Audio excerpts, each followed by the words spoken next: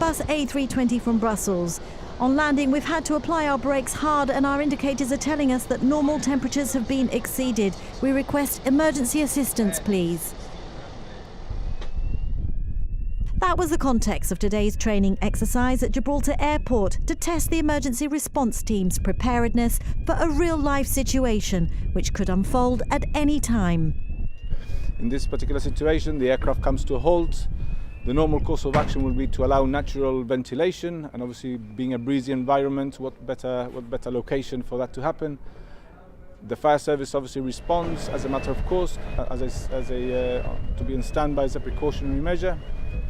And once the fire service inspects the underside of the aircraft, the fuselage, and the oleo leg, should I say, one of the tires catches fire. The brakes, or there's some fluid on it, and it actually catches fire.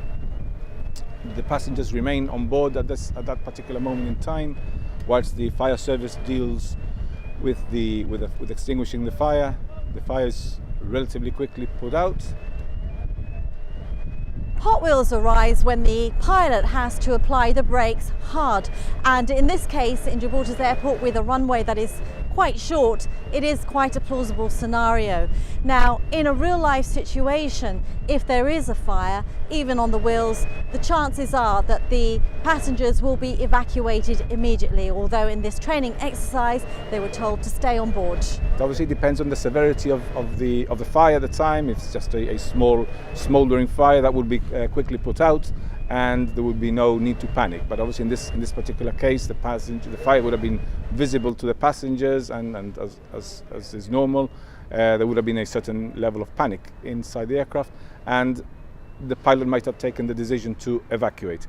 So in this case, it wasn't an evacuation, it was a disembarkation, and then obviously we called in the ground handlers, Gibraltar in this case, to bring in the air stairs and to evacuate as would be the norm, but obviously not at the normal stands just in front of the terminal. I'm satisfied that we've done the exercise we planned. What I will be very eager to see are there any lessons that we need to learn in order to make sure that we get this absolutely right should it ever happen for real.